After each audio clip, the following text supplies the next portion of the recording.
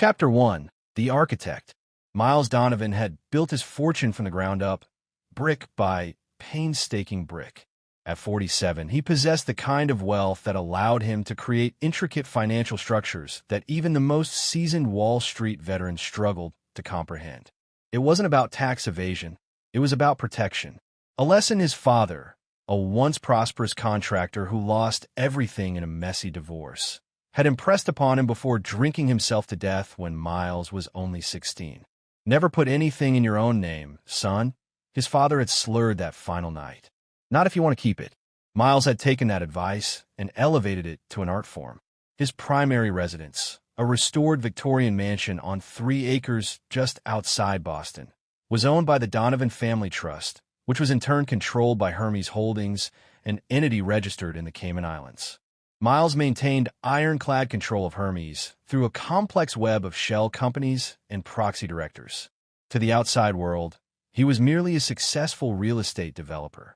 Only his attorney, Floyd Newman, knew the true extent of his financial empire. The irony wasn't lost on Miles. He had designed his financial labyrinth to protect himself from the government, competitors, and lawsuit-happy clients. He never imagined it would one day protect him from his own wife. Vivian had entered his life like a hurricane 6 years ago. He had been 41, she 28. They met at a charity gala, where she was working as an event coordinator. Unlike the society women who typically circled him, Vivian wasn't impressed by his wealth. Or at least, she was skilled at pretending not to be. Another real estate developer, she'd said with a smirk when he introduced himself. How original. Her dismissiveness had been intoxicating. The chase that followed, dinner invitations repeatedly declined, flowers returned, had only intensified his desire. When she finally agreed to a date 3 months later, Miles was already half in love with her. The marriage proposal came 6 months after that. Miles had offered a prenuptial agreement. His attorney insisted, but didn't press the issue when Vivian tearfully expressed how it made her feel like just another business transaction. He had been a fool, blinded by her dark copper hair and cynical smile, but not enough of a fool to put her name on any of his assets. As Miles stared out the window of his private jet returning from Singapore, he scrolled through the surveillance footage on his tablet. The camera hidden in their bedroom light fixture captured it all. Vivian and her lover, Deacon Mercer, the personal trainer she'd hired last year. Miles had suspected for months. The late-night texts, the sudden interest in fitness, the declining of his invitations to join him on business trips, a stark contrast to the early years when she would eagerly accompany him around the world. His suspicions had led him to have Floyd hire a private security firm. They installed hidden cameras throughout the house during a weekend when he took Vivian to New York, supposedly for their anniversary. That was 3 months ago. Miles had been collecting evidence ever since, waiting for the right moment. It wasn't just about the affair. 2 weeks ago, his security team intercepted a series of encrypted messages between Vivian and Deacon. They were planning something that involved Miles' extended trip to Singapore. Mr. Donovan will be landing in Boston in approximately 20 minutes. The pilot's voice interrupted his thoughts. Miles nodded to himself and closed the video feed. He opened another app on his tablet, a secure communication channel to Floyd. "Is everything in place?" he typed. The response came seconds later. "All set. Team standing by. Just say the word." Miles closed his eyes and took a deep breath. 6 years of marriage. 6 years that now seemed like an elaborate con. Well, Vivian was about to discover that she had chosen the wrong man to deceive. "Execute," he typed back to Floyd. Then he powered down his tablet and prepared for landing. Chapter 2. The Conspiracy. 3 months earlier, Vivian Donovan sat across from Deacon Mercer at a quiet table in the back of Whisper Lounge, a dimly lit bar on the outskirts of Boston.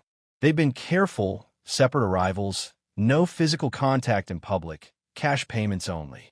Vivian wore large sunglasses despite the evening hour and had tucked her distinctive copper hair under a black baseball cap. "He's planning another trip," she said quietly, swirling the ice in her vodka tonic. "Singapore. At least 2 weeks, possibly 3. Deacon nodded, his face betraying no emotion. At 35, he had the chiseled physique expected of a personal trainer, but his eyes held a calculating intelligence that had initially attracted Vivian. He wasn't just another pretty face with impressive muscles. He had ambition. "Is everything documented like we discussed?" he asked. Vivian nodded. "The lawyers confirmed it. In Massachusetts, if I can prove abandonment and emotional neglect, I can petition for temporary exclusive use of the residence during divorce proceedings. Miles has gone at least 20 days each month. I've been documenting every trip for the past year." What Vivian didn't mention was that it had been Deacon's idea to pursue this strategy. 6 months into their affair, he had casually asked about her financial arrangements with Miles. When she admitted there was no prenuptial agreement, his eyes had lit up with interest. "You realize what that means, right?" he had said. "Massachusetts is an equitable distribution state. Without a prenup, you're entitled to a significant portion of everything acquired during the marriage." From that moment, their relationship had taken on an additional dimension. Lovers, yes, but also conspirators. Deacon had introduced her to Lorna Fitzgerald, a divorce attorney known for her aggressive tactics against wealthy husbands. "What about the deed to the house?" Deacon asked now, keeping his voice low. "Any progress there?" Vivian frowned. "That's the problem. I can't find a copy anywhere in the house. I've searched his home office multiple times. According to public records, the house is owned by something called the Donovan Family Trust. And who controls the trust? I don't know. Miles keeps all his business dealings separate from our personal life. He's secretive." Deacon's jaw tightened briefly. This was a complication. What about his assistant, Patrice? Could you get information from her? Vivian shook her head. "Patrice is completely loyal to Miles. She barely acknowledges my existence when I call his office. We need that information, Viv. Without understanding his financial structure, we're fighting blind." What neither of them knew was that Miles had begun suspecting Vivian's infidelity months ago. The first clue had been a misdirected text message that appeared on his iPad through their shared Apple account.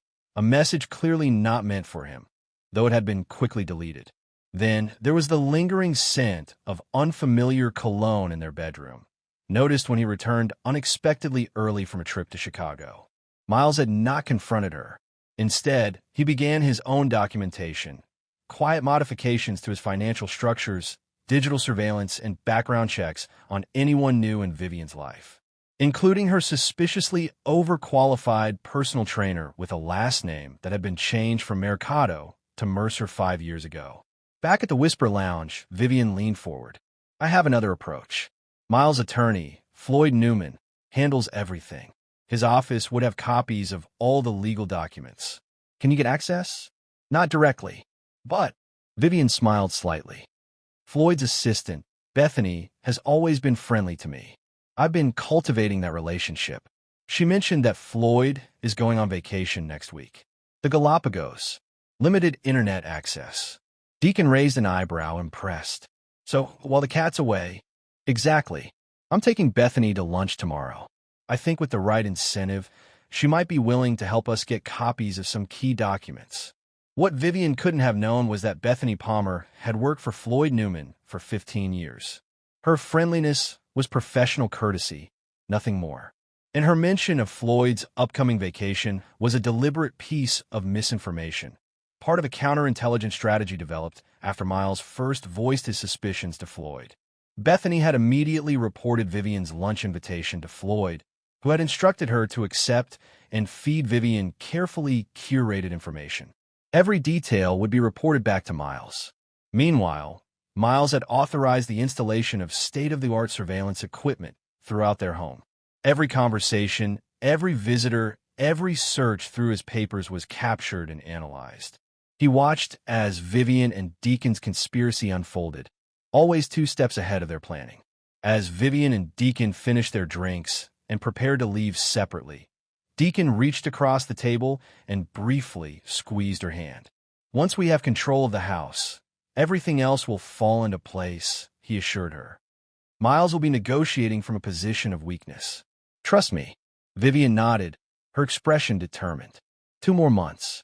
Then we make our move during the Singapore trip." Neither of them noticed the man sitting at the bar, apparently focused on a basketball game on the television. Harold Vincetti, retired Boston police detective and current employee of Sentinel Security Services, had been tracking their movements for weeks. As they left, he finished his club soda, left a generous tip, and made a phone call. "Sir, they're still planning to move during the Singapore trip. We got all on audio." On the other end of the line, Floyd Newman smiled. "Excellent. Send me the recording.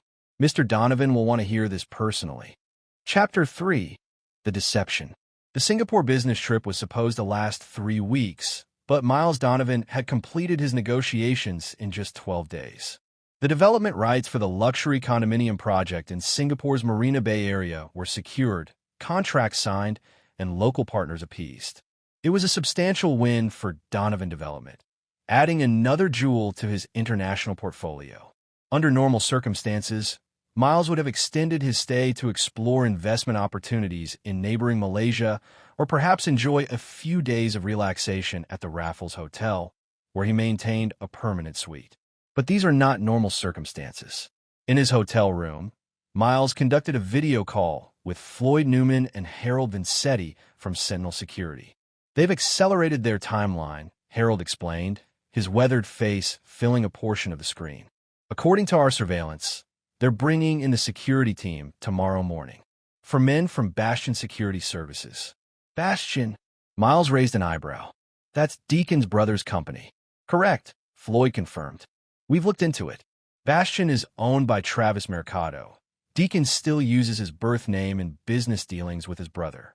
They primarily provide nightclub bouncers and event security, but they're branching into executive protection services." Miles nodded thoughtfully. "So Vivian gets to claim she feared for her safety because of my erratic behavior. And, conveniently, her lover's brother provides the muscle to keep me out of my own house." "That appears to be the plan," Harold agreed.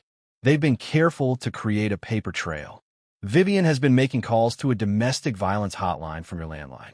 She's visited the emergency room twice in the past month, complaining of anxiety and insomnia, which she attributed to fear of your unpredictable temper."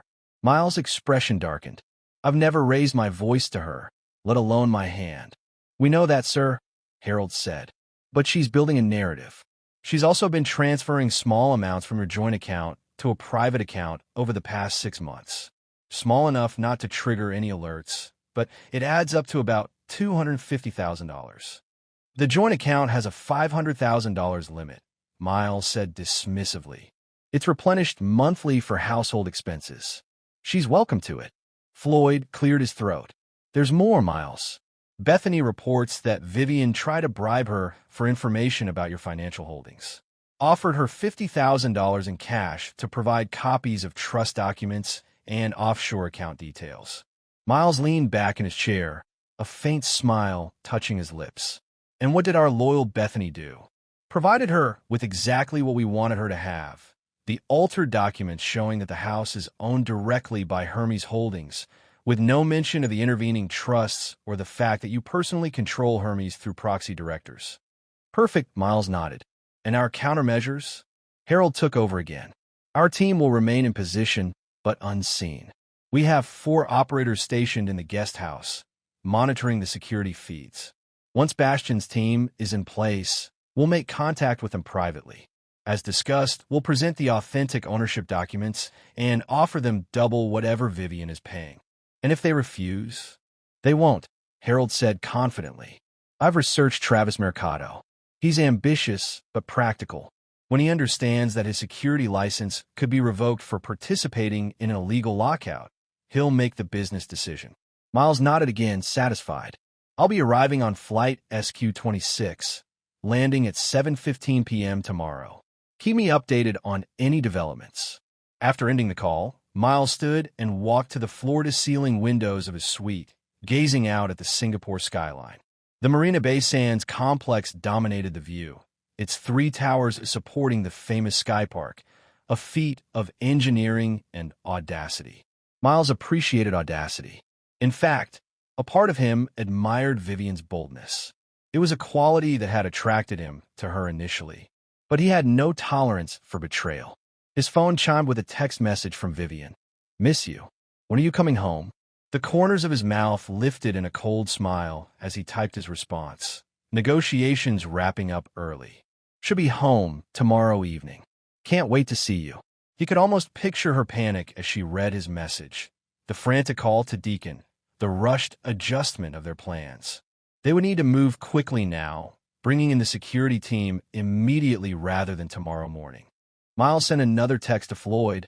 Green light. They'll move tonight. Floyd's response was immediate. Team in position. All contingencies covered. Miles turned back to the Singapore skyline, his reflection superimposed over the glittering cityscape. His father's voice echoed in his memory. Never put anything in your own name, son. Not if you want to keep it.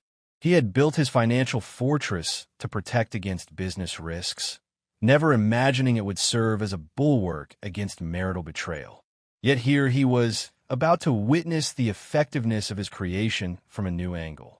Miles poured himself 2 fingers of Macallan 25, raised the glass in a silent toast to his late father, and began packing for his journey home. Chapter 4. The Confrontation. The private jet touched down at Boston Logan International Airport at 6:43 p.m., 32 minutes ahead of schedule. Miles had slept for most of the 14-hour flight, a skill he perfected over years of international business travel. He looked refreshed in his tailored charcoal suit as he descended the steps to the tarmac, where a black Escalade waited. "Welcome back, Mr. Donovan," said Roland, his longtime driver. "Straight home?" "Yes, Roland," Miles replied, sliding into the leatherback seat. "And take the route past Brewer's Pond, would you? I could use the extra few minutes." "Of course, sir." As the Escalade pulled away, Miles checked his phone. 3 text messages from Floyd with updates. Bastion team arrived at 9 a.m. For men, led by Travis Mercado personally. Vivian presented altered documents to them claiming full ownership. "Our team made contact at 2 p.m. Travis agreed to our terms immediately." Miles smiled slightly. The final message had arrived just 30 minutes ago. "All assets in position, waiting for your arrival to execute final phase." He put his phone away and gazed out the window as the Escalade wound through the affluent suburbs west of Boston. Twilight was settling over the landscape, lights beginning to twinkle in the windows of the stately homes they passed. "Any specific music, sir?" Roland asked. "Wagner, I think. Ride of the Valkyries would be appropriate." As the powerful orchestral piece filled the vehicle, Miles closed his eyes briefly, centering himself for the confrontation to come. When he opened them again, they were turning onto the long, tree-lined drive leading to his estate. The house came into view, a magnificent Victorian restoration with modern additions that preserved its historic character while providing contemporary luxury. Lights blazed from every window, and 4 large men in black uniforms stood at attention near the front entrance. Bastion security, no doubt. The Escalade stopped at the bottom of the circular driveway, just inside the gate. Miles stepped out, straightening his suit jacket. "Wait here, Roland. This shouldn't take long." As Miles approached, the security team moved to form a human barrier in front of the door. The tallest among them, a muscular man with a military-style buzz cut, stepped forward. "I'm sorry, sir, but you can't come any further. This is private property." Miles smiled pleasantly. "I'm well aware. It's my private property. I have documentation stating otherwise, sir," the man replied stiffly. "This residence belongs to Mrs. Vivian Donovan, and she has requested that you not be permitted entry." At that moment, the front door opened and Vivian emerged. She was dressed impeccably in a black cocktail dress that Miles recognized. He had purchased it for her in Milan the previous year. Her copper hair was styled in loose waves, and her makeup was flawless. She looked like she was attending a gallery opening rather than orchestrating a marital coup. "Miles," she said, her voice carrying across the distance between them. "You're back early." "Evidently," Miles replied, his tone conversational. "I see you've been busy in my absence." "This isn't your house anymore," Vivian declared, her voice taking on a harder edge. "I've filed for divorce and secured a temporary order for exclusive use of the marital residence, effective immediately. You can collect your personal belongings tomorrow, supervised between 10 a.m. and noon." Miles made a show of looking around at the security team. "And these gentlemen are here to enforce this supposed order?" "They're here to ensure my safety," Vivian replied. Given your history of intimidation. Miles chuckled softly. That's quite creative, Vivian. Completely fictional, but creative. He turned to the lead security officer. You must be Travis Mercado, Deacon's brother, correct? The man's expression betrayed a flicker of surprise before returning to professional neutrality. Sir, I'm going to have to ask you to leave the premises. Actually, Travis, Miles countered, I think we should all go inside and discuss this situation like civilized people. Don't you agree? Vivian's voice rose in alarm. Don't let him in.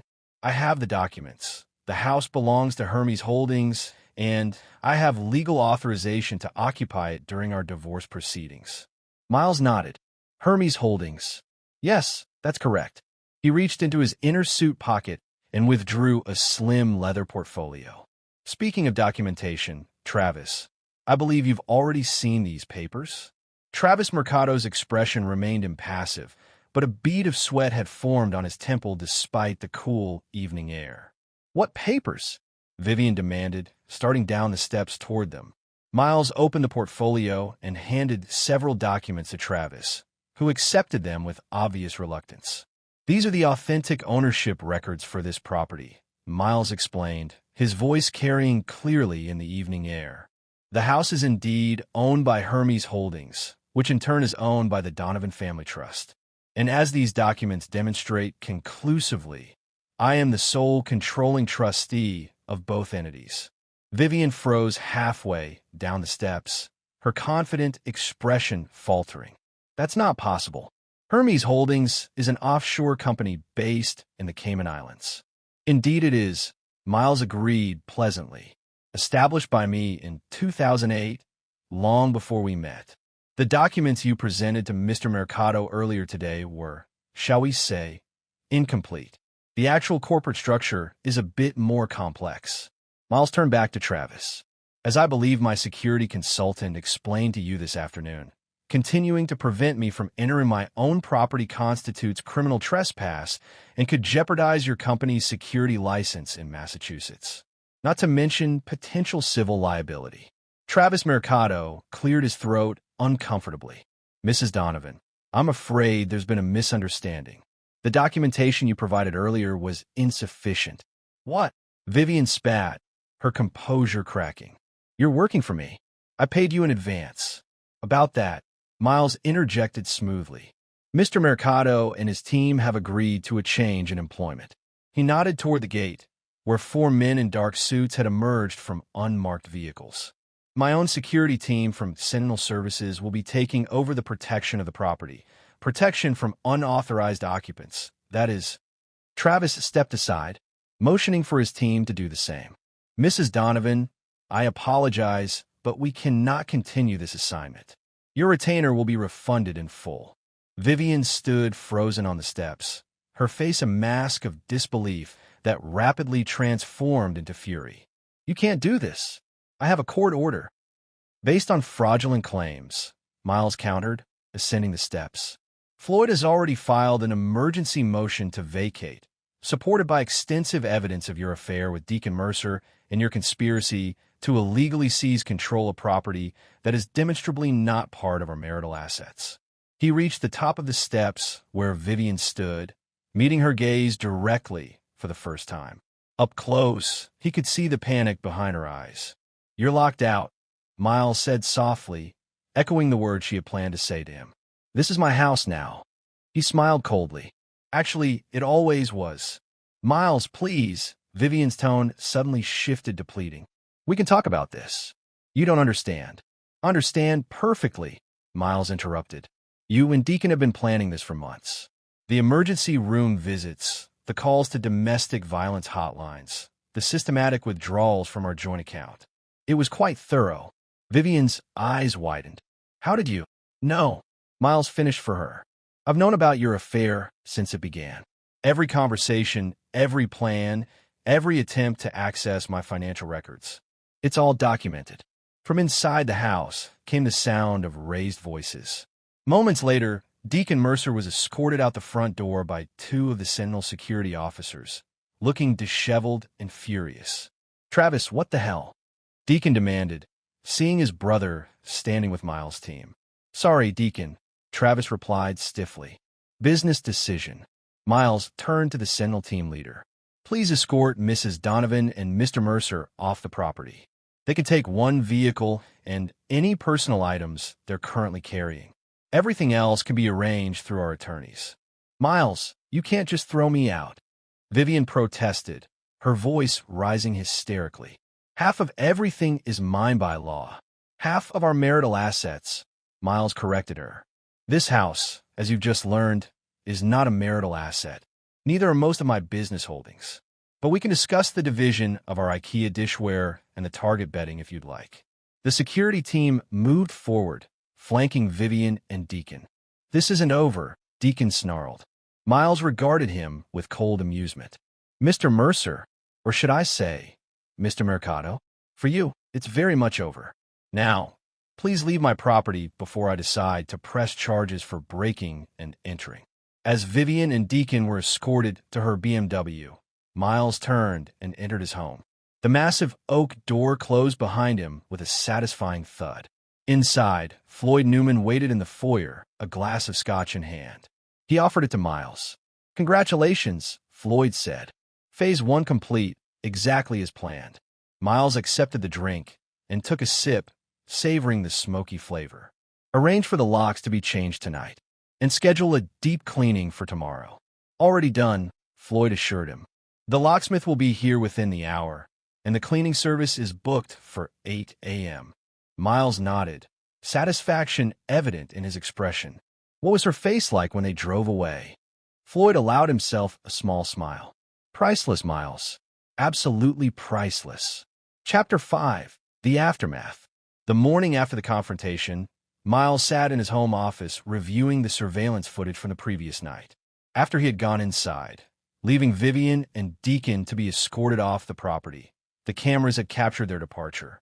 Vivian's face was indeed a study in shock, rage, and disbelief as she was forced into the passenger seat of her own BMW, Deacon taking the wheel. Miles paused the footage, zooming in on Vivian's expression. 6 years of marriage, and he had never seen her look so authentic. The carefully maintained facade of sophistication and composure had crumbled completely, revealing the calculating opportunist beneath. A knock at the door interrupted his thoughts. Come in, Miles called. Floyd entered, immaculately dressed, as always in a tailored navy suit, bearing a leather portfolio and a tablet. Morning report, Floyd said, taking a seat across from Miles. The locks have been changed. Security protocols updated. Sentinel has a 4-man team maintaining perimeter surveillance, rotating in 12-hour shifts. Excellent, Miles nodded. Any contact from Vivian or Deacon? Vivian tried to return at midnight with 2 Boston police officers, claiming domestic violence and illegal eviction. Officers Ramirez and Talbot, both reasonable men. I showed them the property documentation and explained that Mrs. Donovan had attempted to fraudulently seize control of the residence. They advised her to pursue the matter through civil courts. Miles smiled slightly. Where did they go after leaving here? According to our surveillance, they spent the night at the Four Seasons downtown. Room charged to your American Express. Naturally. Of course, Miles said dryly. Cancel that card. In fact, cancel all cards where she's an authorized user. Floyd made a note on his tablet. Already done. Also, as instructed, I've had her removed as a beneficiary from your life insurance policies and retirement accounts. And the joint accounts? Frozen as of 9 a.m., Floyd confirmed. She attempted to withdraw $50,000 from your joint checking account at 8:47 this morning. Request denied. Miles nodded thoughtfully. She must be getting desperate. What about legal movements? Her attorney, Lorna Fitzgerald, filed an emergency motion this morning for temporary spousal support and access to marital funds. Judge Harriman denied it pending a full hearing next week. We've submitted our counterclaims, including the surveillance evidence of the affair and conspiracy. Speaking of evidence, Miles said, what's the status on Deacon Mercer, or Mercado, rather? Floyd's expression took on a satisfied quality. This is where it gets interesting. Our investigators have been thorough. Deacon changed his name from Mercado to Mercer 5 years ago, shortly after being released from the Metropolitan Detention Center in Los Angeles. Prison. Miles raised an eyebrow. What for? Investment fraud. He posed as a wealth management consultant and siphoned nearly $2 million from clients before being caught. Served 18 months of a 3-year sentence. Miles leaned back in his chair, processing this information. And Vivian knew this? Unknown, Floyd replied. But there's more. Since his release, he's established a pattern. 3 relationships with wealthy, married women in Los Angeles, San Francisco, and Chicago. Each followed the same trajectory. He's hired as a personal trainer, initiates an affair, and eventually encourages the woman to seek divorce. In the Chicago case, he actually married the woman after her divorce was finalized. That marriage lasted 8 months, during which he transferred nearly $600,000 from their joint accounts to offshore holdings. A professional, Miles mused. And his brother's security company? Legitimate, as far as we can tell. Travis appears to have distanced himself from Deacon's criminal activities. The company primarily provides bouncers to nightclubs and event security. The Executive Protection Division was only established 6 months ago, around the time Deacon and Vivian began planning their coup, Miles noted. Floyd nodded. It appears Deacon was planning to use this situation to help his brother expand into a new market segment. Family business, Miles said with a hint of irony. What's next from their side? Based on precedent from his previous patterns, Deacon will likely encourage Vivian to pursue aggressive legal action while simultaneously planning an exit strategy. Once he determines that the potential financial gain doesn't justify the effort, he typically disappears.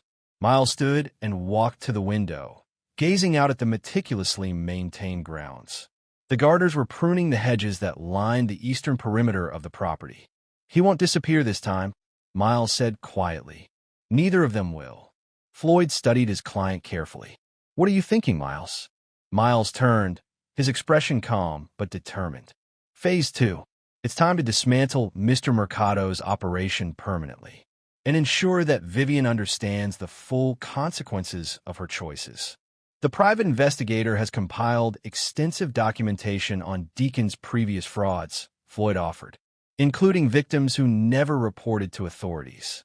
We could anonymously provide this information to current victims' spouses, law enforcement in multiple jurisdictions, and financial regulators. Do it, Miles decided. But that's just the beginning. I want financial pressure applied immediately. Contact the Four Seasons and any other high-end hotels in Boston. Make it known that neither Vivian nor Deacon are authorized to charge anything to any of my accounts or business entities. They'll need to find alternative accommodations quickly, Floyd observed. Precisely. Where's Vivian's family these days? Her mother was in Arizona, as I recall. Phoenix, Floyd confirmed. Retirement community. Vivian's sister Lorraine is in Seattle with 3 children. Neither has significant financial resources. Miles nodded. Vivian hasn't spoken to her mother in years. Some disagreement over her first marriage. She won't go there. The sister is a possibility, but Vivian would consider it humiliating to show up destitute on Lorraine's doorstep. That leaves Deacon's resources, Floyd noted, which I suspect are more limited than he's led Vivian to believe, Miles said. His type keeps just enough liquid assets for appearances. The rest is either tied up in a liquid investments or doesn't exist at all. A notification chimed on Floyd's tablet. He glanced down, then looked up at Miles with raised eyebrows. It appears Vivian has just retained new counsel. She's dropped Lorna Fitzgerald and hired Garrett Osborne. Miles gave a low whistle. Osborne doesn't come cheap. Starting retainer is $75,000, if memory serves. Correct, Floyd confirmed.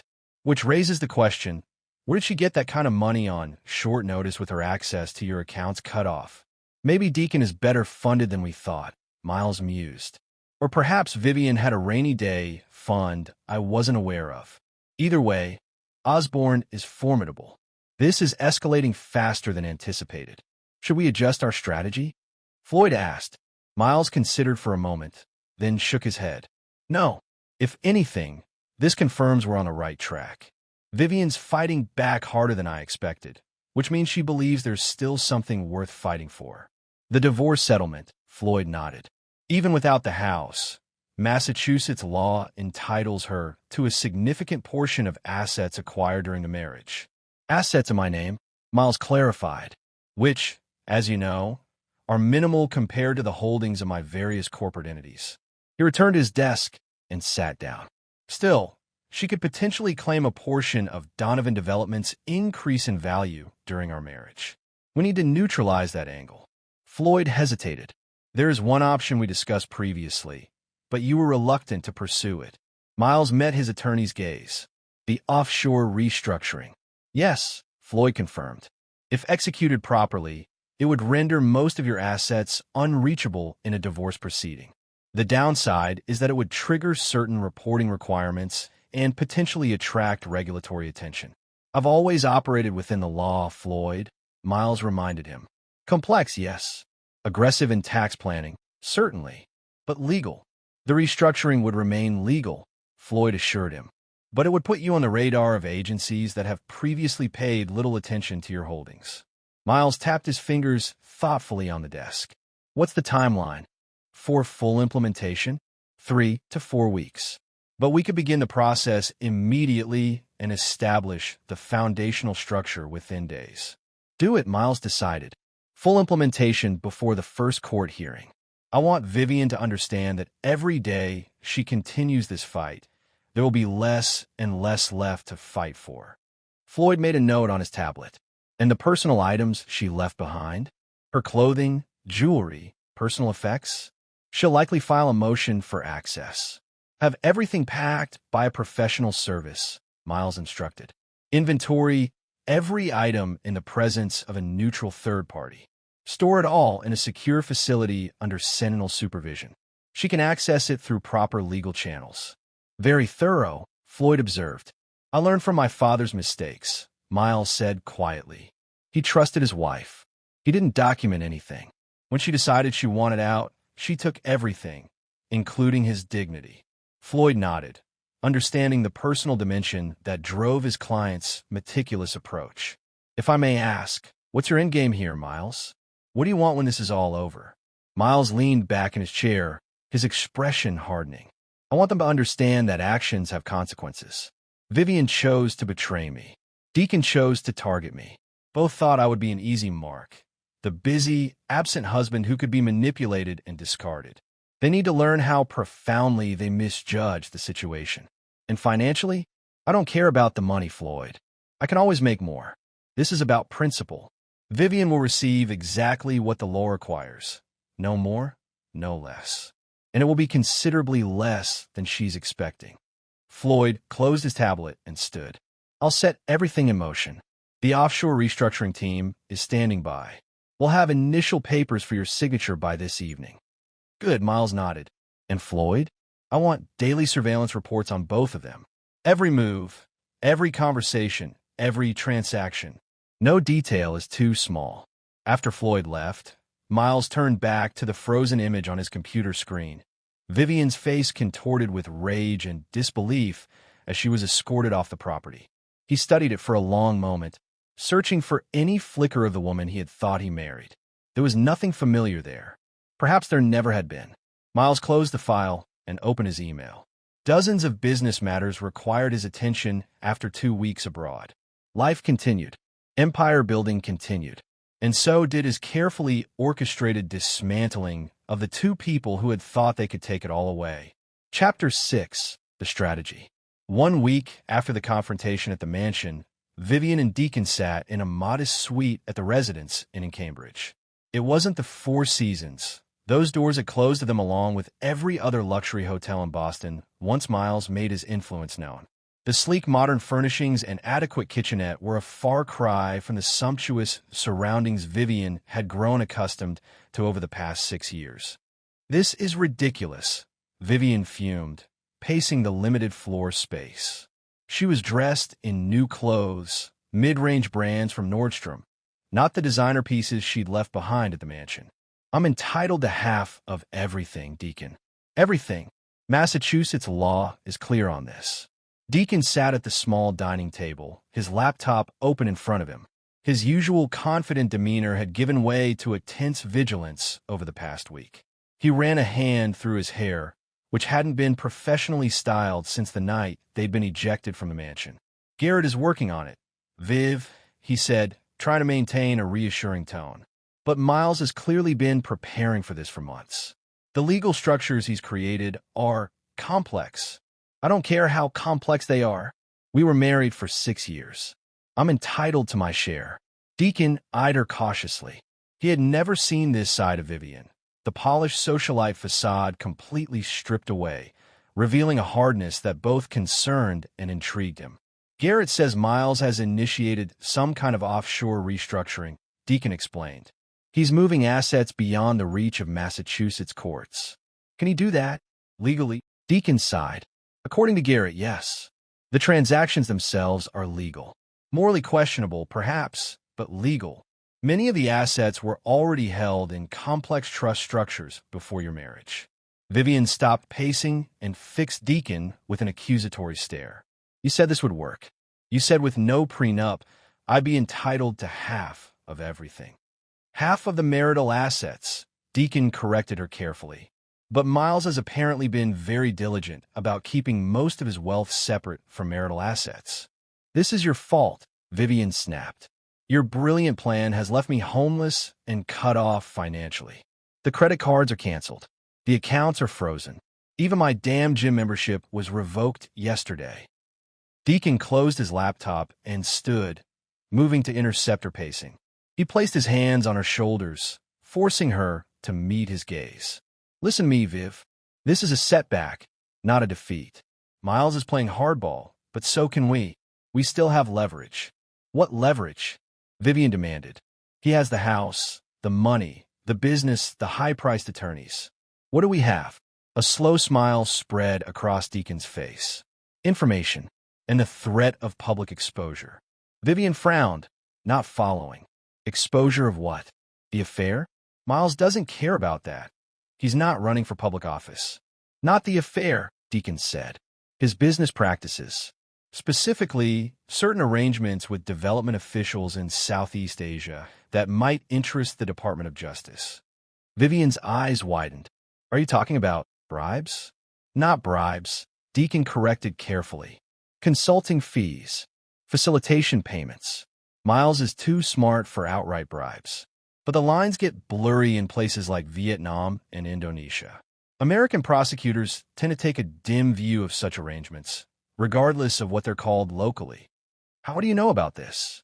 Vivian asked, suspicion creeping into her voice. Deacon hesitated, then decided on a partial truth. "I may have looked through some of his files in the home office while you were at your spa appointments. Professional curiosity." What he didn't mention was that searching for leverage in wealthy spouses' business dealings was standard procedure in his particular line of work. Before targeting any potential mark, Deacon conducted thorough research. Miles Donovan had seemed perfect, wealthy, frequently traveling, with a much younger wife who appeared increasingly dissatisfied with her marriage. "You went through his files?" Vivian's voice rose in disbelief. "Without telling me, I was protecting you," Deacon countered smoothly. "Plausible deniability. Besides, would you have wanted to know?" Vivian considered this, then shook her head.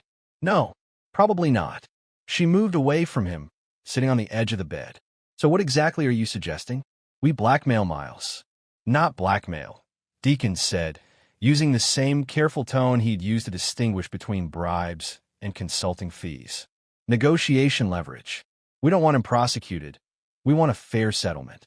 And you think threatening to expose his business practices will get us that?" "It's worth trying," Deacon said with a shrug. "Miles values his reputation.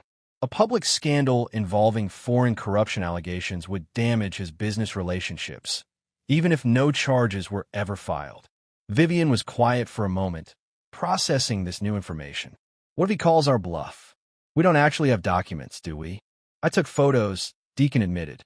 "Not comprehensive, but enough to establish a pattern.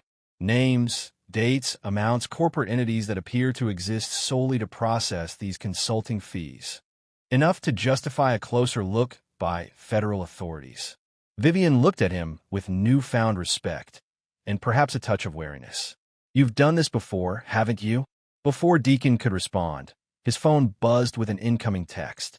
He glanced at it, his expression instantly darkening. What is it? Vivian asked. Travis, Deacon replied, reading the message. Bastion Security just lost their license to operate in Massachusetts. Effective immediately, pending review of fraudulent practices. Miles, Vivian whispered. Deacon nodded grimly. He's going after my brother now. This is getting personal. It was always personal, Vivian corrected him. We just didn't realize how personal until now. Deacon's phone buzzed again. Another text from Travis. Check your email. Now, with a sense of foreboding, Deacon reopened his laptop and pulled up his email. The most recent message had no subject line, just an attachment. The sender was anonymous, but the message content was clear enough. A courtesy copy of what's being sent to authorities in Los Angeles, San Francisco, Chicago, and Boston tomorrow morning. Deacon opened the attachment. A comprehensive dossier on his activities over the past 5 years, including his name change, his prison sentence, and detailed accounts of his relationships with wealthy women in multiple cities. Financial records, photographs, hotel receipts, text message transcripts, all meticulously organized and annotated. Jesus Christ, he muttered, scrolling through the document with growing horror. What is it? Vivian moved to look over his shoulder. Her gasp told him she understood the implications immediately. He knows everything, Deacon said quietly. Everything about me, my past, my pattern. Your pattern. Vivian turned to face him, her expression hardening. What exactly does that mean, Deacon? He closed the laptop, buying a moment to collect his thoughts. It means Miles has been investigating me, digging into my background. And what did he find? Vivian's voice had taken on a dangerous edge. What pattern, Deacon? Deacon sighed, recognizing that further deception would only make things worse. I've had relationships with other wealthy women going through divorces. I've helped them navigate the process. Help them navigate the process, Vivian repeated slowly. You mean you've done this before? Seduced unhappy wives of rich men and encouraged them to file for divorce. It wasn't like that with us, Deacon insisted, reaching for her hand. What we have is real. Vivian pulled her hand away.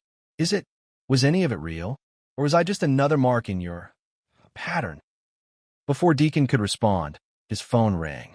The caller ID showed Travis again. I need to take this, he said, grateful for the interruption. It's my brother. Vivian walked to the suite's small window, staring out at the Cambridge skyline, while Deacon spoke in low, urgent tones behind her. Her mind was racing, reevaluating everything she thought she knew about her relationship with Deacon. Had it all been a calculated scheme? The initial flirtation during training sessions, the sympathetic ear when she complained about Miles' frequent absences, the gradual escalation from confidant to lover? She had believed they had a genuine connection, that Deacon saw her as more than just Miles Donovan's trophy wife. Now she wasn't sure what to believe. Damn it! Deacon's explosive exclamation pulled her from her thoughts. She turned to see him staring at his phone, his face pale. What happened? Miles happened, Deacon spat. Travis just got a call from a Massachusetts banking commission. They're auditing all of Bastion's accounts based on allegations of money laundering. His business accounts are frozen. Can he do that? Vivian asked incredulously. Just make a phone call and shut down an entire business? Apparently, Miles Donovan can, Deacon replied bitterly. Travis says Miles' attorney called him directly afterward, offering to resolve the misunderstanding if Travis provides a sworn statement about our plan to take over the house. Vivian sank into a chair, suddenly exhausted. He's systematically destroying everything around us. The house, the money, your brother's business. What's next? Deacon didn't answer immediately. He was staring at his laptop, a new thought clearly troubling him. We need to move, he said suddenly. What? Why? If Miles has this much information about me, about us, then he knows where we're staying. He could be watching us right now. As if on cue, Deacon's phone chimed with a new email notification. He opened it cautiously. It contained only a photo, a high-resolution image taken that morning of Deacon and Vivian entering the Residence Inn, time-stamped 8:17 a.m. "We're leaving," Deacon announced, already gathering his laptop and few belongings. "Now." Vivian didn't argue. She quickly packed her new, less expensive clothes into a single suitcase, while Deacon checked out remotely through the hotel's app. "Where are we going?" she asked as they prepared to leave. Deacon paused at the door, meeting her gaze directly for the first time since the revelations about his past. "First, somewhere safe. Then, we fight back." Miles thinks he's won because he has money and connections. But he's underestimating what people will do when they're cornered. Vivian studied him, seeing both the calculated manipulator revealed in Miles' dossier and the man she'd come to depend on over the past year. Whatever his initial motivations, they were in this together now. "What's the plan?" she asked simply. "We use what we have," Deacon replied. "The information about his business practices in Asia. But we don't just threaten to use it. We actually use it. Anonymous tip to the Justice Department. Copy to the SEC. Let Miles deal with federal investigators crawling through his business while we regroup." "That's not negotiation leverage anymore," Vivian pointed out. "That's scorched earth." Deacon nodded grimly. "Miles crossed a line going after my family. This isn't about money anymore. It's about survival." Vivian shouldered her bag, her resolve hardening. "Then let's survive. And make damn sure Miles doesn't." As they slipped out of the residence in through a service entrance, neither noticed the unobtrusive gray sedan parked across the street. Inside, Harold Vincetti from Sentinel Security photographed their departure, noted the time, and made a phone call. "Mr. Newman? They're on the move." "Yes, sir. We'll maintain surveillance." The game of cat and mouse was entering a new phase. Miles had drawn first blood, but Deacon and Vivian were now ready to strike back with the desperation of those who had nothing left to lose. Miles, however, was far from finished with his carefully orchestrated plan. The opening moves had gone exactly as anticipated. Now it was time for the middle game, where the true complexity of his strategy would become apparent. Chapter 7. The Counter-Move. Miles Donovan sat in the understated conference room of Newman & Associates, reviewing the latest surveillance report on Vivian and Deacon. After fleeing the residence 3 days ago, they had checked into a budget hotel in Somerville under false names, paying cash. They remained there for less than 48 hours before moving again, this time to a short-term rental in Revere secured through an online marketplace. "They're burning through cash quickly," Floyd observed, seated across from Miles. "Our financial analysis suggests Vivian had approximately $120,000 in a private account we weren't previously aware of. Between Garrett Osborne's retainer, hotel expenses, and daily living costs, they've likely gone through at least half of that already." Miles nodded, unsurprised. Vivian was always careful to set something aside. "I actually respected that about her. They've been making frequent trips to public libraries and internet cafes," Floyd continued, "using public computers rather than their own devices. They're afraid we're monitoring their electronics," Miles deduced. "Smart move, albeit too late." "Indeed. We've been able to recreate most of their online activities through our sources. They've been researching offshore corporate structures, particularly in the Cayman Islands and Singapore." Miles smiled faintly. "Looking for weaknesses in my financial armor. Any other significant movements?" Floyd hesitated briefly. "Yes. Yesterday, Deacon spent 3 hours at the Boston Public Library. He accessed the Department of Justice website, specifically pages related to the Foreign Corrupt Practices Act and whistleblower provisions. So they're considering that angle," Miles mused, betraying no concern. "As expected. You don't seem worried," Floyd noted carefully. "Because I'm not," Miles replied simply. "First, any allegations would be baseless. My international business dealings are complex but entirely legal. Second, even if they managed to trigger an investigation, it would be a minor inconvenience at most. And if they go public with accusations, the press might pick it up, especially given the circumstances." Miles leaned back in his chair, completely at ease. "Floyd, how long have you known me?" "Nearly 20 years, the attorney replied. "And in those 20 years, have you ever known me to leave a significant vulnerability unaddressed?" Floyd conceded the point with a slight nod. "Never." "Exactly. Now, what's the update on our other initiatives?" Floyd consulted his tablet. The offshore restructuring is proceeding ahead of schedule. Phase 1 is complete, with the primary assets now secured within the new structure. Personal court filings show that Vivian's attorney has requested an emergency hearing regarding financial support. Judge Harriman has scheduled it for next Tuesday. And our counter motion, filed yesterday, we've requested full financial disclosure from both Vivian and Deacon, including the source of funds for Osborne's retainer, given that all known marital accounts have been frozen. Miles nodded approvingly. That should create some interesting pressure points. What about Travis Mercado? He's cooperating fully, Floyd reported. Provided a sworn affidavit regarding the scheme to take over the house, including text messages between him and his brother discussing the plan.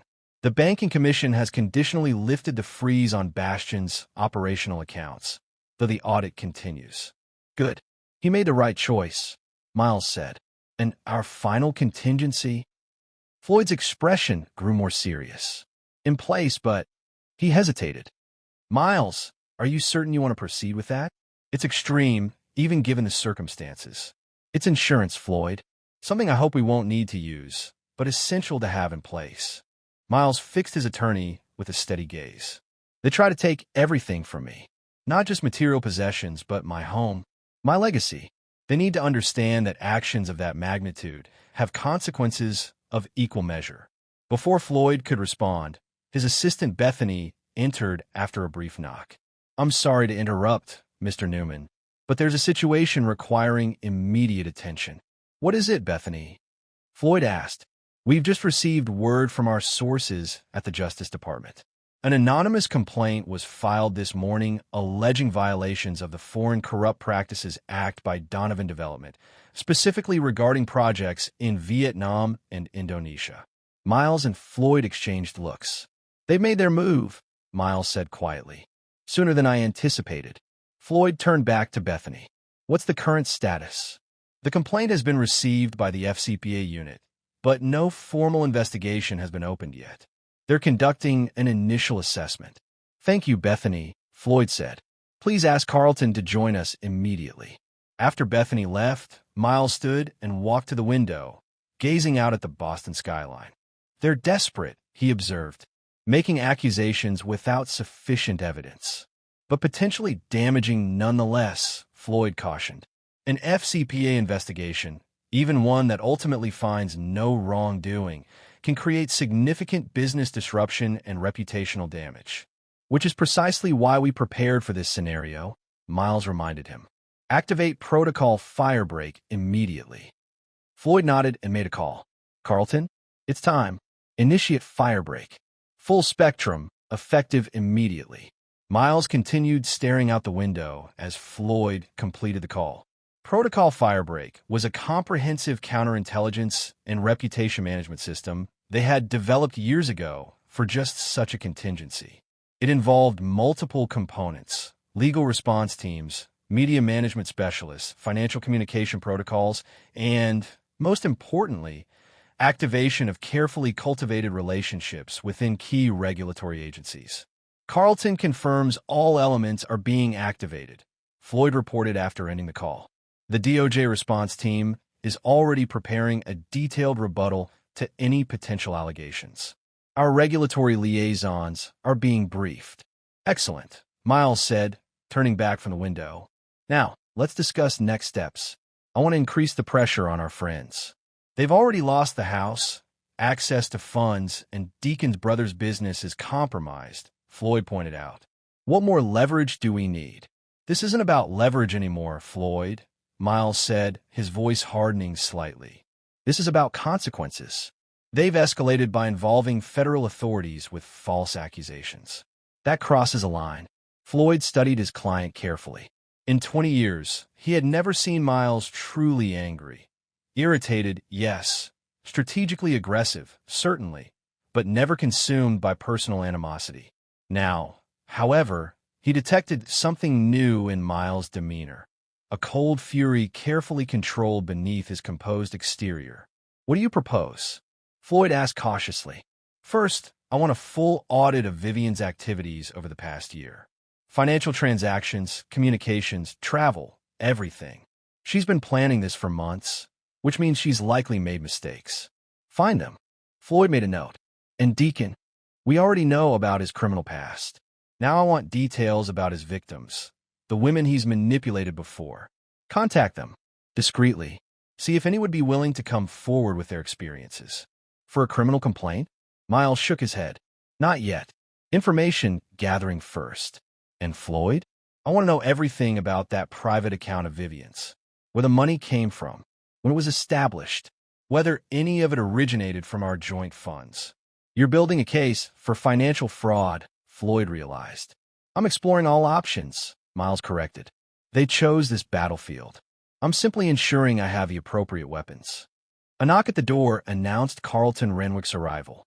The former Justice Department prosecutor, now a partner at a prestigious Washington law firm that specialized in FCPA cases, entered with the confident bearing of a man accustomed to high-stakes legal battles. Miles, Carlton nodded in greeting. Firebreak protocols have been initiated. My team is already in contact with the FCPA unit chief, a former colleague of mine. We're positioning this as a malicious complaint filed as leverage in a contentious divorce. How are they responding? Miles asked. Cautiously, Carlton replied. They're obligated to review all complaints, but the timing and anonymous nature raise red flags for them. I provided them with background on your current situation with your wife and her associate. Good, Miles nodded. Timeline. They'll conduct a preliminary review, which typically takes 2 to 3 weeks. However, given the circumstances and the information we've provided, I believe we can expedite a determination of insufficient basis to proceed within 7 to 10 days. That's not fast enough, Miles said firmly. I need this resolved before the divorce hearing on Tuesday. Carlton looked skeptical. Miles, even with my connections, the DOJ has processes. I understand bureaucratic constraints, Carlton, Miles interrupted. But I also understand that where there's a will, there's a way. Find the way. Carlton and Floyd exchanged glances before Carlton nodded. I'll do what I can, but I should note that an unusually rapid dismissal could itself raise questions. Then ensure the dismissal is both rapid and unquestionable, Miles replied.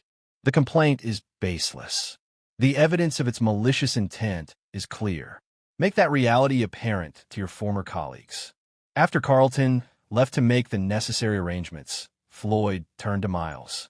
There's still the matter of the hearing on Tuesday. Garrett Osborne is good.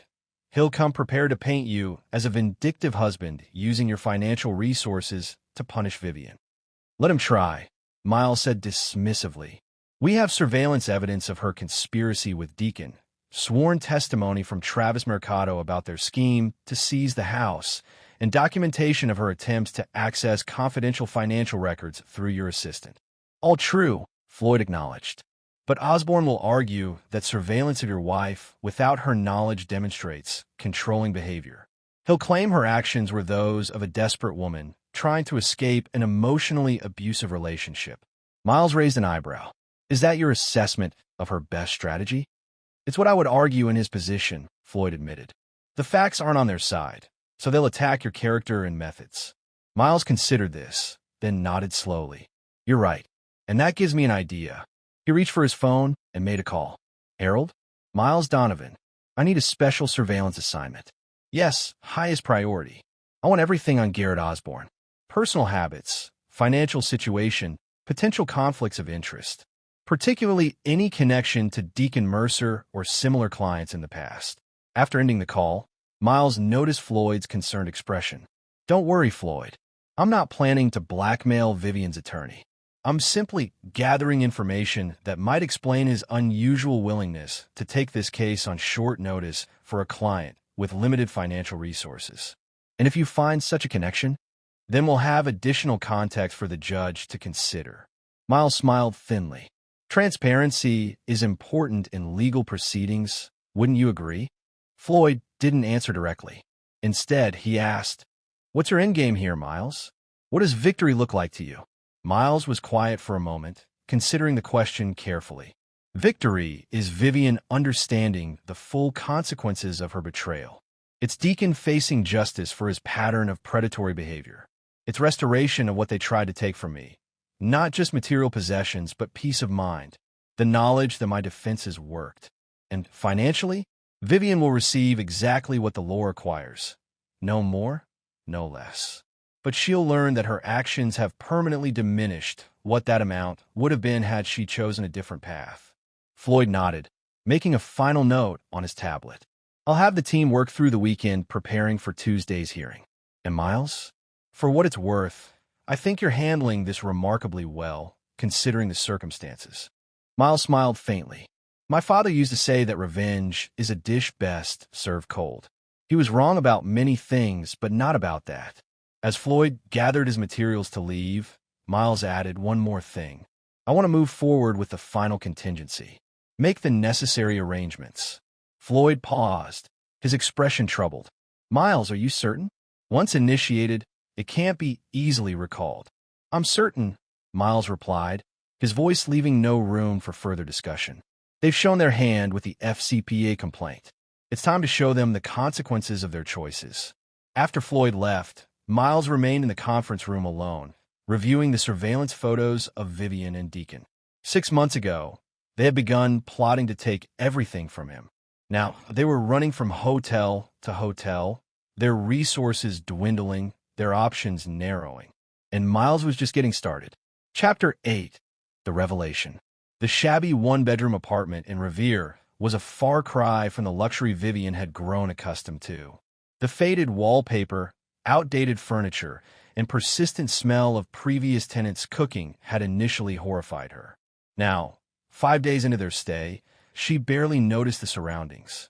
Her focus had narrowed to survival and the increasingly desperate search for leverage against Miles. Anything? She asked, looking up from her laptop as Deacon entered the apartment. He had been out for hours, making calls from various public phones and meeting with potential allies. Deacon shook his head, his expression grim. Nothing good. Our FCPA complaint was rejected by the Justice Department. Insufficient evidence to warrant a formal investigation was the official language. How is that possible? Vivian demanded. You said the evidence we had was compelling. It should have been, Deacon agreed, frustration evident in his voice. But apparently Miles has friends in high places. My contact at the DOJ says the complaint was reviewed and dismissed in record time. Less than 4 days. That never happens. Vivian slumped back in her chair. So Miles wins again. Don't say that, Deacon snapped, more harshly than he'd intended. He softened his tone immediately. We're not done yet, but we need to be realistic about our position. Which is? Vivian asked, though she suspected she already knew the answer. Deacon sat heavily on the worn couch. Not good. Travis called while I was out. Miles' attorney offered him a deal. Full restoration of Bastion's licenses and business accounts in exchange for detailed testimony about our plan. Vivian's eyes widened. He wouldn't. He already did, Deacon said flatly. Travis chose his business over family loyalty. Can't say I blame him entirely. He has employees who depend on those paychecks. So now Miles has sworn testimony about our plans, Vivian summarized. And we have, what exactly? Deacon didn't immediately answer. His usual confident demeanor had eroded steadily over the past week as Miles' systematic counterattacks had closed off one option after another. We have the hearing on Tuesday, he finally said. Garrett still believes he can secure you temporary support. Based on what? Miles has moved everything offshore. The house isn't a marital asset. My access to all accounts has been cut off. Vivian ran her hands through her hair, which hadn't seen her regular stylist in almost 2 weeks. Face it, Deacon. We're outmatched. No, Deacon insisted, a hint of his former confidence returning. Miles is playing hardball, but so can we. He cares about his reputation. That's a vulnerability. A vulnerability we tried to exploit with the FCPA complaint, which went nowhere, Vivian reminded him. That was just one approach, Deacon countered. There are others. The press, for instance. A scorned wife's story of her controlling, manipulative husband who uses his wealth to punish her for wanting freedom. That narrative has legs, especially in the current climate. Vivian considered this. You think the media would be interested? I know they would, Deacon assured her. I've already had preliminary conversations with a producer at Channel 7. They're very interested in an exclusive interview. And what would I say? That I had an affair and tried to lock my husband out of his own house. Deacon leaned forward intensely. No, you'd say you felt trapped in a controlling relationship. That Miles was often absent, emotionally unavailable. That when you sought comfort elsewhere, he reacted with disproportionate financial punishment and surveillance, using his wealth as a weapon. That's not entirely untrue, Vivian admitted slowly. Exactly. The best narratives contain elements of truth. Miles was absent. He did keep you in the dark about financial matters. He did surveil you without your knowledge. Deacon reached for her hand. This could work, Viv. It could pressure him into a more reasonable settlement offer before his reputation takes a hit. Before Vivian could respond, a sharp knock at the door startled them both. They exchanged alarmed glances. No one knew they were staying here except Travis, who certainly wouldn't be visiting after his betrayal. Are you expecting anyone? Deacon whispered. Vivian shook her head, her heart racing. Had Miles' security team found them again? The knock came again, more insistent this time. Ms. Donovan? Mr. Mercer? Boston Police Department. Please open the door. Deacon moved to the window and carefully peered out. There's a patrol car outside, he confirmed. 2 officers. What do they want? Vivian whispered anxiously. Only one way to find out, Deacon replied, moving to the door. He opened it to reveal 2 uniformed officers, a man and a woman, both with serious expressions. Deacon Mercer? The male officer asked. Yes, Deacon confirmed cautiously. I'm Officer Ramirez. This is Officer Chun. We need to speak with you and Ms. Donovan. What's this regarding? Deacon asked, not moving from the doorway. Sir, we prefer to discuss this inside, Officer Chun said firmly. Reluctantly, Deacon stepped aside to allow them entry. Vivian had risen from her chair, her arms wrapped protectively around herself. Ms. Donovan? Officer Ramirez confirmed. Yes, Vivian nodded. What's this about? We're here to inform you that Mr. Deacon Mercer is being investigated for multiple counts of fraud, including allegations of a pattern of targeting wealthy married women and encouraging them to file for divorce while systematically removing assets from joint accounts. Vivian turned to Deacon, whose face had gone pale. What? These are baseless allegations, Deacon said quickly. Obviously orchestrated by Miles Donovan as part of his campaign against Ms. Donovan. Actually, sir, Officer Chun interjected, the complaints originated from Chicago, San Francisco, and Los Angeles.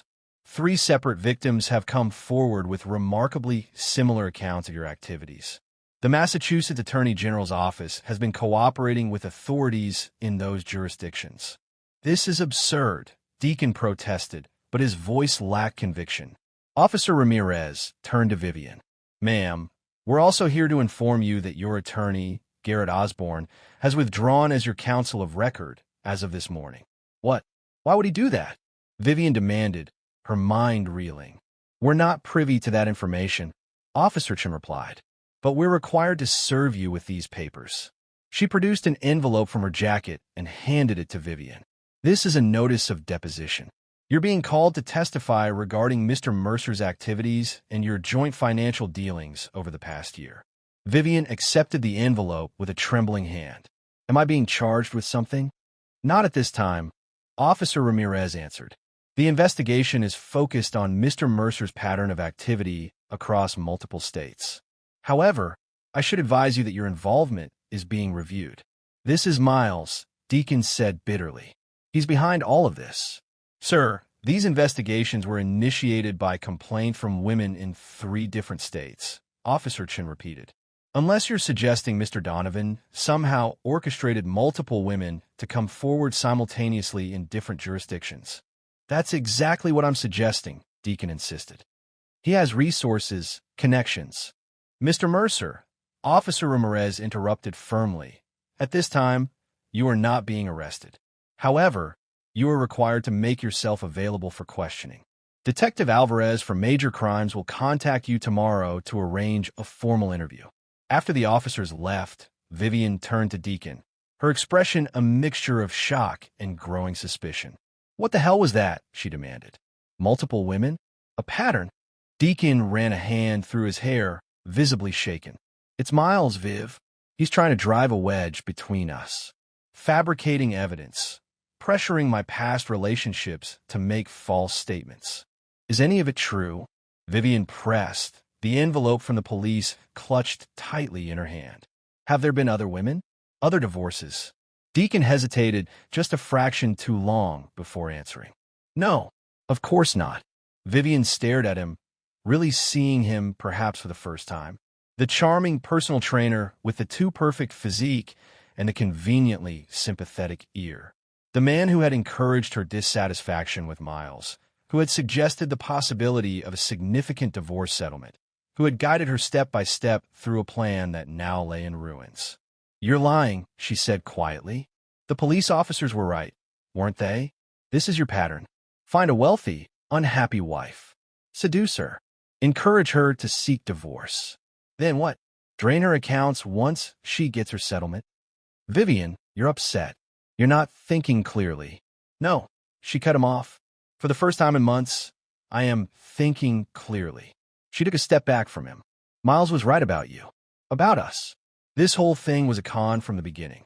Deacon's demeanor shifted suddenly, the desperate defensiveness replaced by a cold calculation that Vivian had never seen before. Fine, he said, his voice hardening. Yes, there were others. But what difference does it make now? We're in this together, Vivian. Miles has outmaneuvered us at every turn. Our only chance is to stick together and find a new angle. Why? Vivian challenged. So, you can move on to your next target once you've bled me dry? How much of my private account have you already transferred to yourself? Deacon's silence was damning. Get out, Vivian said, her voice trembling with rage. Get your things and get out. Don't be stupid, Deacon snapped. You need me. The hearing is in 3 days.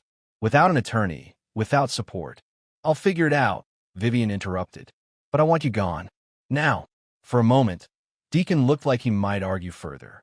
Then his expression shifted again, a cold smile spreading across his face. You're making a mistake, he said quietly. But fine. Have it your way. He gathered his laptop and a small bag of essentials. At the door, he paused. When Miles crushes you in court on Tuesday, don't come looking for me. After he left, Vivian sank onto the couch, the police envelope still clutched in her hand. Her mind was racing, reevaluating every moment of her relationship with Deacon in light of this new information. The attentive listener, the gradually increased physical training sessions, the first accidental touch that led to more, the sympathetic conversations about Miles' emotional distance.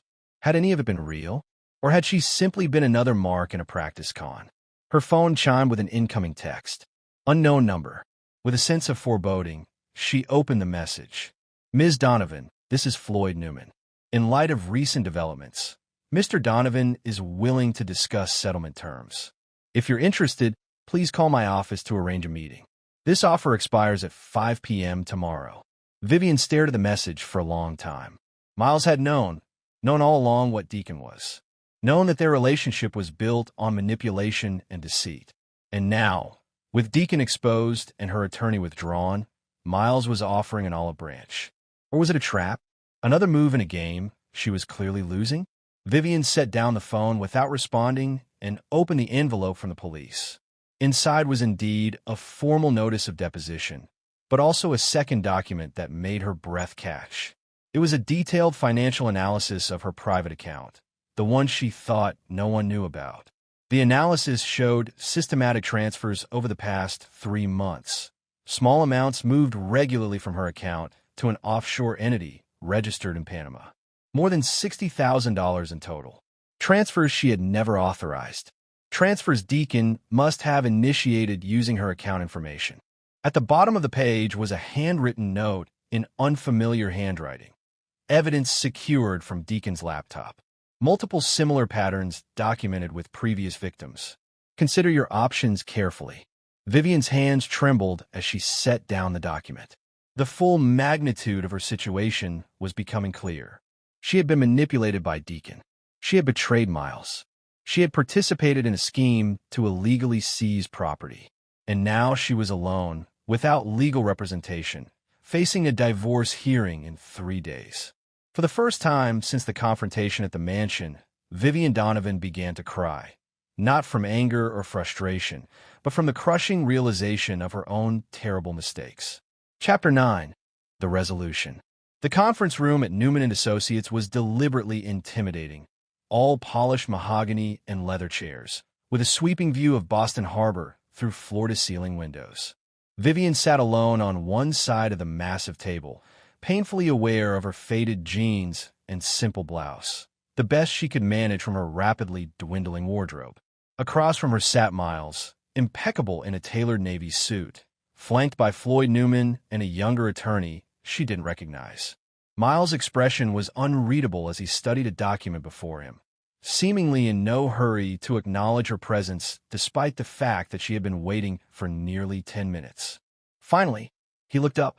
His eyes held none of the warmth she remembered from their early years together, but neither did they contain the anger she had expected. Instead, there was something more disturbing, clinical detachment, as if she were a mildly interesting business problem to be solved. "Thank you for coming, Vivian," Miles said, his voice neutral. "I understand yesterday was difficult for you." Vivian straightened in her chair, determined to maintain her dignity despite everything. "You orchestrated all of this, didn't you? Finding Deacon's previous victims, getting my attorney to withdraw, even the police showing up exactly when they did." Miles didn't deny it. "I simply accelerated processes that would have happened eventually.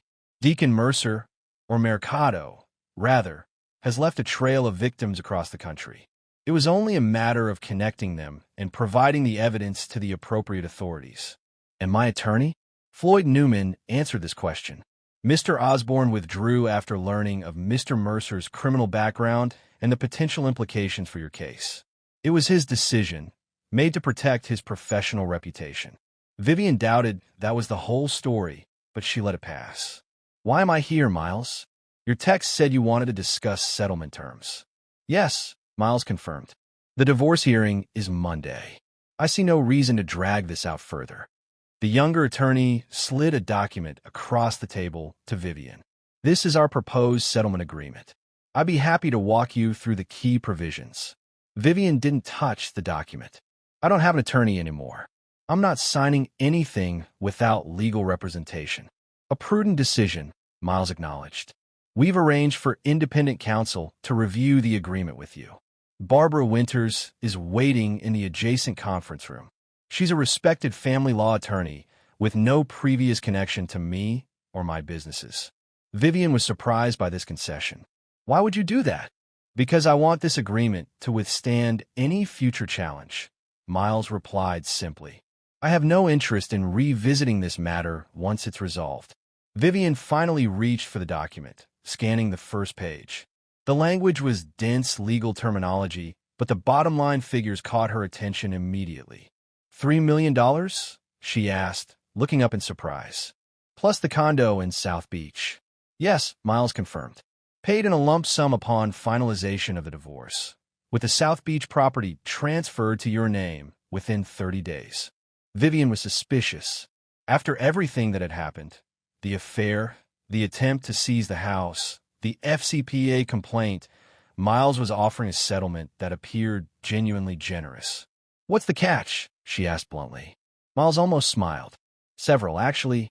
The agreement includes a strict confidentiality clause regarding our marriage and divorce.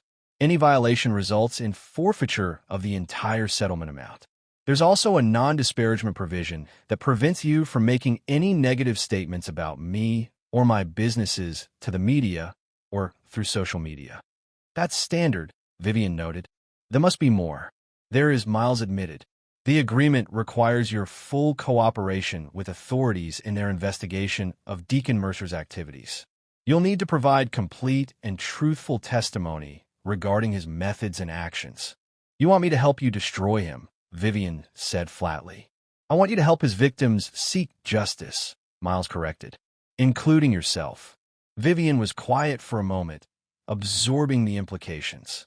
"And if I refuse? If I decide to fight this in court?" Floyd Newman cleared his throat. "Ms. Donovan, I believe you should discuss that scenario with independent counsel."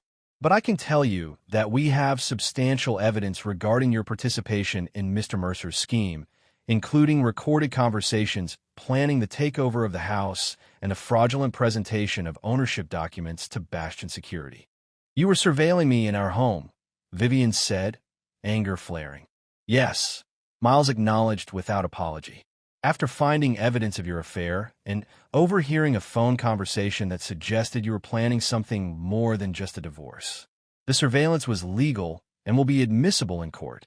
Vivian felt cornered, yet the settlement offer was far more generous than she had expected given the circumstances. Why offer me anything at all? You could crush me in court. We both know it. For the first time, Miles' composure slipped slightly, a flash of genuine emotion crossing his face. Because despite everything, we were married for 6 years. Whatever we became, there was something real at the beginning. The unexpected sentiment caught Vivian off guard. Before she could respond, Miles continued, his business demeanor returning. Additionally, prolonged legal proceedings benefit neither of us. This settlement allows us both to move forward without the distraction and public spectacle of a contentious divorce trial. Vivian looked down at the settlement document again. $3 million was a fraction of Miles' true wealth, but it was still substantial, enough to maintain a comfortable lifestyle indefinitely if managed properly.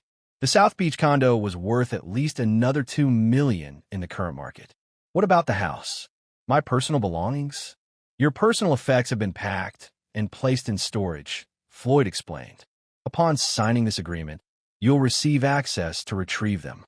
As for the house is not negotiable, Miles interrupted firmly. It was never a marital asset, and it remains mine. Vivian nodded, not surprised. The house had emotional significance for Miles that went beyond its considerable monetary value. It represented the empire he had built, the security he had created for himself.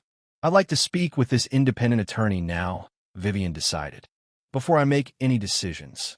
Of course, Floyd agreed, standing. I'll escort you to her. As Vivian rose to follow Floyd, Miles spoke again, his voice quiet but clear. One more thing, Vivian, this offer is final. There will be no negotiation, no counterproposals. You accept these terms, or we proceed to court on Monday. Vivian paused, meeting his gaze directly. You planned all of this from the beginning, didn't you? From the moment you suspected the affair, you've been orchestrating every move, every reveal, every consequence. Like one of your business strategies. Miles didn't confirm or deny it, but his expression told her everything she needed to know.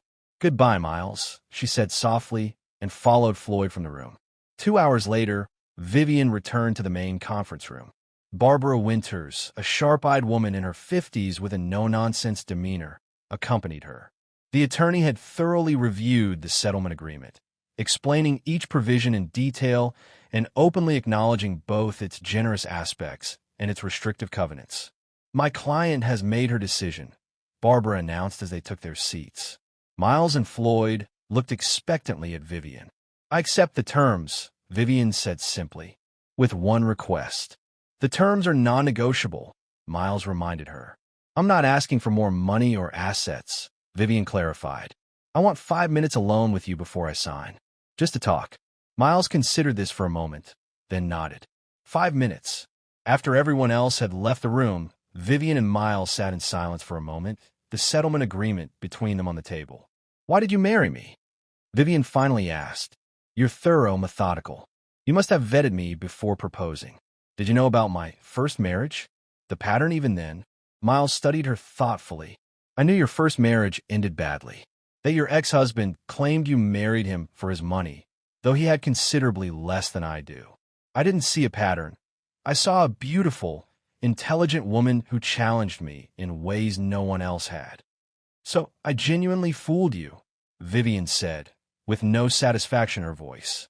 Perhaps we fooled each other, Miles suggested. You saw the successful businessman, the lifestyle, the security. I saw the woman I wanted you to be, not who you actually were.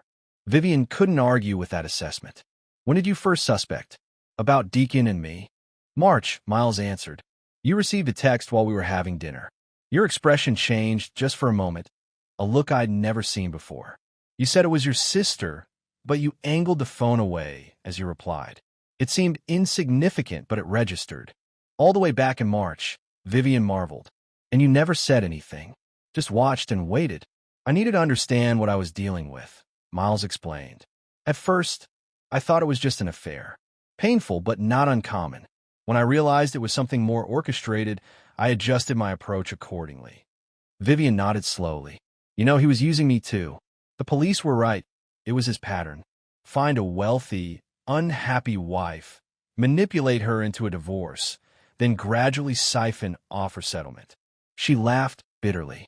I thought I was so clever. We all have blind spots, Miles said, without mockery.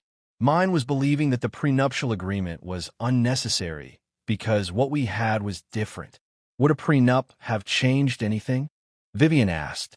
The house still would have been protected by your trust structure. True, Miles acknowledged, but it would have clearly defined expectations from the beginning. Perhaps that clarity would have prevented all of this. Vivian reached for the settlement agreement and pulled it toward her. I'm sorry, Miles. Not for getting caught, but for who I became. I don't expect you to believe that or care, but I wanted to say it. Miles watched as she picked up the pen. What will you do now? After the divorce is finalized, start over, Vivian said simply. Somewhere new, away from Boston, away from. She gestured vaguely, encompassing everything around them. Away from all of this. And Deacon, Vivian's expression hardened. I'll testify. Everything I know, everything we planned. He deserves whatever consequences come his way. Good, Miles nodded, satisfied. Vivian signed all 3 copies of the agreement. Her signature steady despite the finality of the moment. One last question. The offshore restructuring you initiated when all this began, was that real or just another pressure tactic? Miles smiled slightly. What do you think? I think you moved enough assets to make the threat credible, but not the entire empire. You're too careful to trigger that level of regulatory scrutiny unless absolutely necessary. Very perceptive, Miles acknowledged. You would have made an excellent business partner in another life. Vivian stood, gathering her purse. Goodbye, Miles. I'd say I wish you well, but I think we're beyond such pleasantries. Actually, Miles replied, rising as well. I do wish you well, Vivian. Not because you deserve it, but because holding on to bitterness serves no purpose. I've built my life around protecting what's mine. I've succeeded in that. What you do with your future is your own concern. As Vivian reached the door, Miles spoke one final time. Just remember the terms of our agreement. Complete confidentiality. No public statements. No media interviews. Your cooperation with authorities regarding Deacon. Any violation. I know, Vivian interrupted. I forfeit everything. She turned to face him one last time. Don't worry, Miles. I've learned my lesson about underestimating you. I won't make that mistake again. After she left, Floyd returned to the conference room. That went more smoothly than expected, he observed, collecting the signed agreements. She's pragmatic, Miles replied. She recognized her position and made the rational choice. And Mercer? The investigation is proceeding. Miles nodded. Multiple jurisdictions now. The evidence we provided has opened several previously closed cases. He'll face charges in at least 3 states. Consequences, Floyd noted. As you said from the beginning. Yes, Miles agreed. Actions have consequences. Vivian's affair cost her our marriage and most of the financial security she coveted. Her participation in Deacon's scheme cost her any moral standing in the divorce. And Deacon's pattern of predatory behavior will finally cost him his freedom. And for you, Floyd asked, what consequences do you face from all this? Miles was silent for a moment, looking out the Boston skyline where the afternoon sun glinted off the harbor waters. I trusted unwisely, he said finally. The consequence is that I won't make that mistake again. He turned back to Floyd, his expression resolute. Now, let's get back to business. The Singapore development won't manage itself. As they gathered their materials to leave, Floyd observed his client with a mixture of admiration and concern.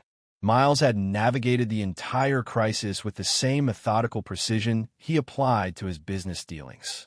He had identified the threat, developed a multi-layered strategy to neutralize it, and executed that strategy flawlessly. Yet something fundamental had changed. The Miles Donovan who had fallen in love with Vivian 6 years ago, the man who had been willing to forego a prenuptial agreement because he believed in the relationship, was gone. In his place stood someone even more formidable, someone who had eliminated what might have been his last vulnerability. Miles caught Floyd watching him and raised an eyebrow inquiringly. "Just thinking," Floyd said, "that you've handled this situation remarkably well." "I simply applied the principle my father taught me," Miles replied. "Never put anything in your own name if you want to keep it, including your trust." With that, he closed his briefcase and strode from the room, already focused on the next challenge, the next opportunity, the next victory. Behind him, in his perfectly ordered wake, lay the ruins of Vivian's schemes and Deacon's manipulations, a testament to the consequences of betraying a man who had built an empire specifically designed to be unassailable. A man who never forgot and never forgave. And there you have it. Another story comes to an end. What did you think? I'd love to hear your thoughts in the comments below. If you enjoy this story, consider joining our community by subscribing. It means the world to us. For more stories like this one, check out the recommended videos on screen, and I'll see you there.